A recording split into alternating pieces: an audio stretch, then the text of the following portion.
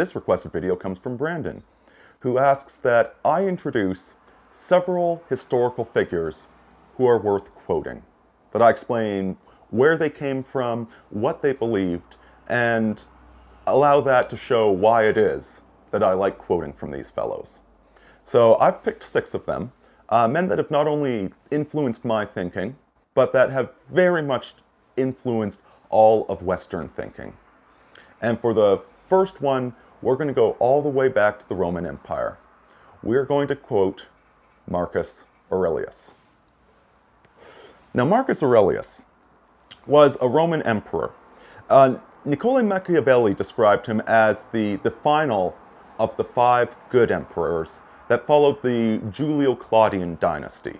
That's the Julius Caesar and his descendants. There are 5 good emperors that followed after Nero, and Marcus Aurelius was the last of them. Now, he was a Stoic philosopher, and the Stoics focused upon self-control and reason and maturity. His book, Meditations, is an excellent piece of advice for any young man, and it's no accident that the website Return of Kings frequently posts articles quoting from his work. He's a very inspirational figure. And the quote I've selected to best sum him up, it's actually not a direct quote from him, because the one downside to understanding Marcus Aurelius is that his writings were mostly in Greek, if I recall correctly. He personally attributed his erudition to the fact that he did not go to public school, but was homeschooled, mainly with Greek tutors. And so Meditations, I believe, was written in Greek. And the translations are not perfect. But the quote I'm about to give you, which perfectly summarizes his approach to reason and rationality and coming to understand the universe in a manly way, was actually from the film Silence of the Lambs. And it goes as follows. First principles, Clarice. Simplicity. Read Marcus Aurelius. Of each particular thing ask, what is it in itself? What is its nature? What does he do, this man you seek? Next up, we have St. Augustine of Hippo, the foremost theologian of Christianity. In fact, some have even said that all Christian theology is St. Augustine. Everything else is but a footnote. Now, St. Augustine is a figure that I find very fascinating, very attractive, because of where he was coming from. Augustine lived during the fall of the Roman Empire, a time not too dissimilar from the time we find ourselves living in. Society was crumbling, social trust was down, marriage was falling apart, children were not being had in sufficient numbers, women were in the workplace with their own version of feminism, and there were bachelor taxes being implemented. And so Augustine, as a young man in this declining civilization, he was a degenerate like the rest of us. He partied, he drank too much, he whored about with his degenerate friends when he was going to school in Carthage. And one of his famous prayers at the time was, "Lord, grant me peace and salvation, but not just yet." At the age of 31, that was when Augustine converted to Christianity. And this is when he started studying. The New Testament at the time was largely just a collection of stories. It was a bit of advice here and there on how to live your life, but it wasn't laid out in a systemic, sensible way. And so Augustine's the man that did that. His book, Confessions, is one of the most influential in Christianity that lays out the specific doctrines. He was a Neoplatonist in his thinking, and so he took these wild and woolly statements that Jesus had made and laid them out in a sensible and coherent manner that could be interpreted. So for Constantine, this is the quote that I've chosen to kind of sum up who he is. What does love look like? It has the hands to help others. It has the feet to hasten to the poor and needy. It had eyes to see misery and want. It has the ears to hear the sighs and sorrows of men. That is what love looks like. If St. Augustine were the father of Christian theology, Thomas Aquinas would be his biographer. Writing centuries later, Thomas Aquinas ultimately became the author of Thomism, which is a fundamental value of the Catholic Church. And in fact, you can argue that it is really the antecedent, the precursor to the entire scientific method. Now, where Augustine was a Neoplatonist, with Aquinas, we start to reintroduce Aristotelian philosophy into the Western tradition. So he wrote many critiques and many analyses on Aristotle, and this eventually led him to the belief that truth is truth no matter where you find it.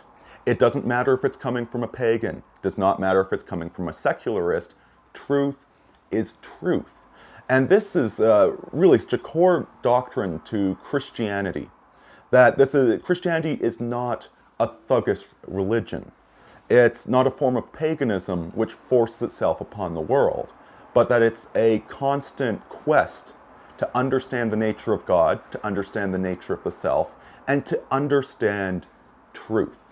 And that logic, rationality, all of these things are necessary, not just in a Christian context, but outside of a Christian context as well. So Aquinas, really, you can accredit him with leading to the foundation that would eventually lead to the scientific revolution. And as for quotes, well, here's a couple for you. The existence of God and other like truths about God, which can be known by natural reason, are not articles of faith, but are preambles to the articles. For faith presupposes natural knowledge, even as grace presupposes nature, and perfection supposes something that can be perfected. Nevertheless, there is nothing to prevent a man who cannot grasp a proof, accepting, as a matter of faith, something which in itself is capable of being scientifically known and demonstrated. If the highest aim of a captain were to preserve his ship, he would keep it in port forever. John Locke. John Locke was an English doctor and political philosopher. He is credited as being the father of classical liberalism, the idea of equality under the law, of freedom, many of these values that libertarians espouse.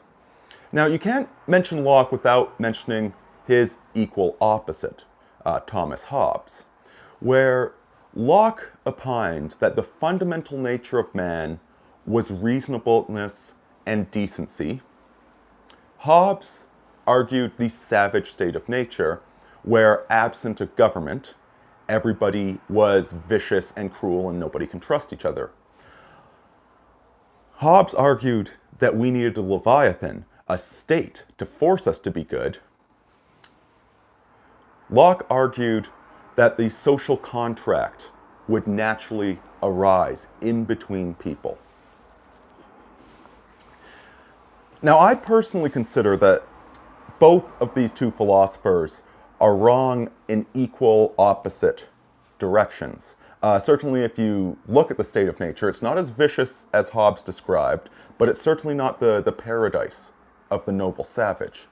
Nonetheless, Locke was very influential in creating our modern systems with constitutions, with the laws that are consistent with one another, with the goal of maximizing the freedom of everybody in the society.